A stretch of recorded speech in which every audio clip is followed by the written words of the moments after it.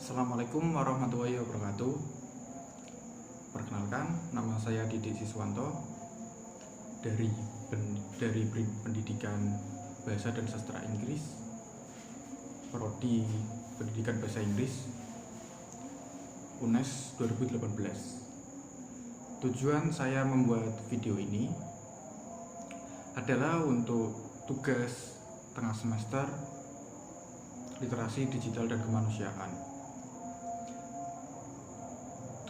Kesini bertema mengenai pro dan kontra pemutusan sementara jaringan internet oleh pemerintah. Baiklah, kita langsung ke topiknya saja. Pro kontra pemutusan jaringan internet sementara oleh pemerintah. Menurut saya pribadi, saya sangat bertentangan dengan hal ini. Apalagi keputusan ini bisa dikatakan sepihak dengan alasan yang bisa dibilang kurang tepat dan cenderung mengada-ngada atau ketakutan berlebih oleh pemerintah mengenai kepercayaan yang diberikan kepada masyarakatnya. Saya kutip dari sebuah berita, yaitu Southeast Asia Freedom of Expression Network. Di tahun 2019, pemerintah Indonesia telah 3 kali melakukan pencekikan bandwidth internet secara parsial pada media sosial Twitter dan Facebook dan aplikasi pengirim pesan. Itu dilakukan di Jakarta pada tanggal 22 sampai 25 Mei 2019.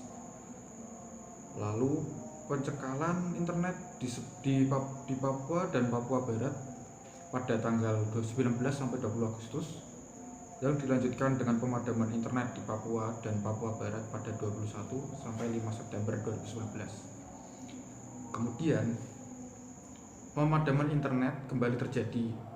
Kali ini dilakukan lagi di Wamena dan sebagian Jayapura pada tanggal 23 September 2019. Dalam laporan terbaru dari Access Now yang terbit pada 8 Juli 2019 menunjukkan dalam tahun 2018 terjadi 196 kali internet shutdown di 25 negara. Daftar peristiwa ini kelihatannya akan bertambah panjang. Begitulah yang saya kutip dari sebuah berita tadi. Jika kita telaah dan kita hitung-hitung, apa sih dan kenapa sih pemerintah melakukan pemadaman internet ini walaupun sifatnya sementara? Ya, pertama karena pada 2019 yang sudah kita tahu, ini adalah tahun politik bagi Indonesia. Di Jakarta yang dipadamkan pada tanggal 22 sampai 25 Mei, pemerintah berdalih untuk meminimalisir penyebaran berita hoax pada tanggal-tanggal tersebut. Ya, walaupun akhirnya banyak dari masyarakat yang akhirnya menggunakan aplikasi atau cara lain untuk menggunakan media sosialnya agar tetap berjalan.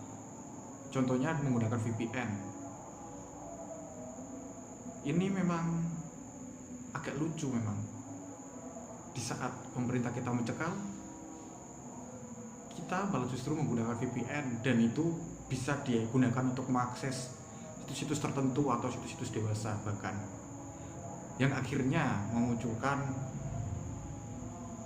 modus-modus baru, dan hal ini memang bisa dikatakan negatif dan ada pengaruhnya bagi pengguna, yaitu masyarakat kita sendiri, tanpa disadari secara tidak langsung. Dan ini pun juga bisa berbuntut panjang jikalau memang data yang digunakan nanti disalahgunakan oleh pembuat provider VPN tersebut. Itu salah satu yang membahayakan. Kenapa terjadi pemadaman sementara tadi mengenai pemutusan internet. Selanjutnya di daerah timur, yaitu di daerah Papua dan Wamena atau Jawa Barat tadi. Ini tentunya sangat memprihatinkan, dimana kita tahu daerah timur bisa kita katakan masih tertinggal. Oke lah, pembangunan mulai disamaratakan, tapi kita tidak bisa memungkiri juga mengenai teknologi dan sumber daya manusia yang ada di sana tentunya sangat berbeda dengan daerah yang ada di Indonesia Barat, apalagi di Jakarta contohnya.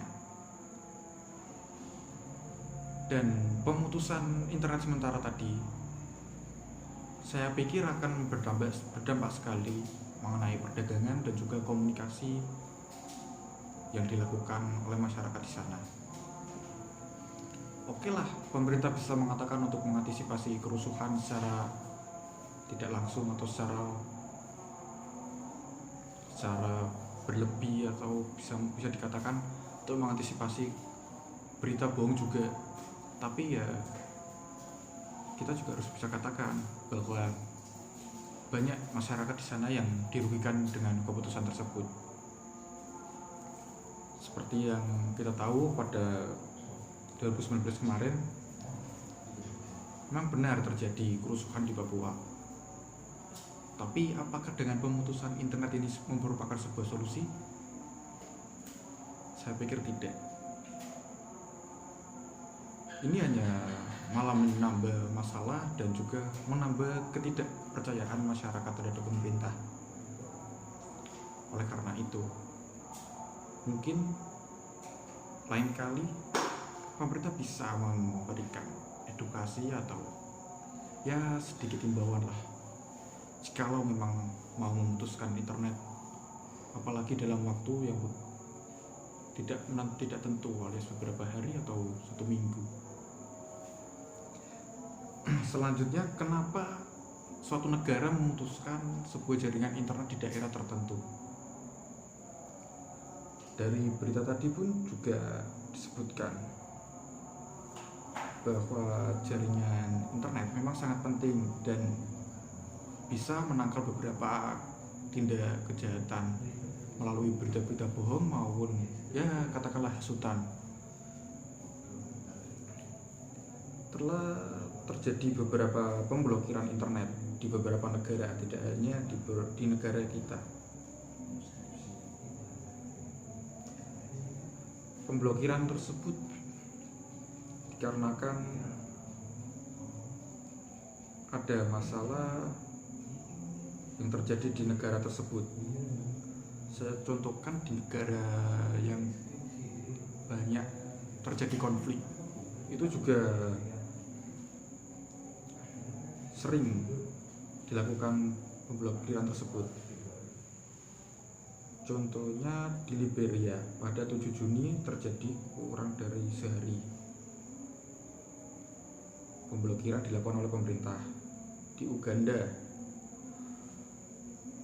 juga terjadi hal yang demikian pada tahun 2018. Lalu apakah pemerintah kita sepanik itu mengatasi kejadian-kejadian ini? Ya aneh memang, di tengah kemajuan yang memasuki teknologi 5.0, tapi negara seakan tidak mempercayai masyarakatnya untuk melakukan hal atau berekspresi, dan cenderung lebih ke arah menghukum jikalau ada yang salah, jikalau ada yang menyalahgunakan atau sedikit-sedikit katakanlah mengolok-olok pemerintahan. Pemutusan internet, kita kembali lagi kepada pemutusan internet. Pemutusan internet, oke lah, kita bisa memaklumi jikalau itu demi kebaikan kita bersama. Tapi yang terjadi di tahun-tahun lalu, terutama di tahun 2018 dan 2019, ini sangat bertentangan dengan hak yang diperoleh masyarakat. Apalagi internet sudah menjadi hak atau yang sudah sehari-hari digunakan dari masyarakat ke bawah, menengah maupun ke atas. Karena itu ya pemerintah bisalah memikirkan ulang kalau mau memutuskan internet secara sepihak, dan tolong jangan perlihatkan bagaimana ketidakmampuan mengatasi masalah yang ada di negeri ini dengan melakukan pemblokiran tadi. Oke, berita bohong memang sangat bahaya, tapi apa kepercayaan masyarakat juga tidak bahaya? Jika kepercayaan masyarakat menurun terhadap pemerintah, tentunya kebijakan yang diambil pemerintah akan sulit berjalan atau sulit terrealisasi. Hal ini terjadi di negara-negara katakanlah rawan konflik. Oleh karena itu, selagi negara ini katakanlah masih aman atau belum ada konflik yang mengharuskan untuk pemutusan jaringan internet tadi, saya pikir pemutusan internet adalah hal yang sangat fatal. Dan pemutusan internet, jikalau memang mendesak, sebaiknya dari hari atau dari jauh hari sudah diberitahukan kepada masyarakat, agar masyarakat ya bisalah untuk melakukan sedikit persiapan dan mengerti apa keinginan yang ingin disampaikan oleh pemerintah. Dampak positif dan negatif, menurut saya pribadi, dari dampak positif pemerintah melakukan pemutusan internet, ya tadi seperti yang dijelaskan dari awal, pemerintah bisa minimalisir berita dan kabar-kabar hoax yang tercipta. Itu bisa diminimalisir, dan itu memang pasti, karena tidak bisa dipungkiri memang media sosial memang jalan utama dari masuknya berita-berita hoax. Dan dampak negatif menurut saya lebih banyak, apalagi yang dirasakan oleh kaum menengah ke bawah ini bisa saja sangat banyak. Tadi seperti komunikasi mereka terhambat, perekonomian mereka juga mungkin bisa terganggu karena media internet mulai hari demi hari memang sudah digunakan untuk ya katakanlah jual beli, untuk transaksi. Itu sangat merugikan. Dan juga hak pribadi masyarakat juga seakan-akan dirampas secara sepihak oleh pemerintah jika pemerintah memutuskan internet secara paksa. Karena komunikasi sangat penting bagi mereka, apalagi buat mereka yang kerja di luar. Selanjutnya, dampak negatif, saya pikir kepercayaan masyarakat tadi. Ya, kepercayaan masyarakat dengan pemerintah memutus sepihak jaringan internet, maka masyarakat pun juga pasti berpikiran negatif mengenai keputusan diambil pemerintah tadi. seperti ketidakpercayaannya pada keputusan tersebut. Ini juga akan berdampak secara panjang jikalau pemerintah tidak melakukan sosialisasi setelah melakukan hal tersebut tadi. Ini akan berdampak pada daerah-daerah tersebut, dan sialnya kebijakan yang diambil pemerintah di daerah tersebut akan bisa terhambat. Lalu selanjutnya solusi, mungkin kalau dari saya sendiri, jika disuruh untuk memberikan solusi mengenai pro kontra tadi, saya pikir masih ada jalan lain jikalau untuk meredam berita hoax ataupun ya sekedar membatasi pergerakan, katakanlah pergerakan negatif dari sebuah organisasi atau lini masa tertentu yang berdampak pada pemerintahan. Setidaknya pemerintah bisa menindak tegas secara langsung. Apa gunanya Kominfo, Badan Cyber Negara, jikalau mereka tidak langsung turun tangan mengatasi hal ini? Dan berikutnya tentunya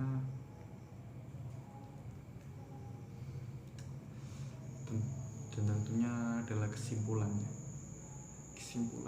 dari pro kontra pemutusan internet. Saya pikir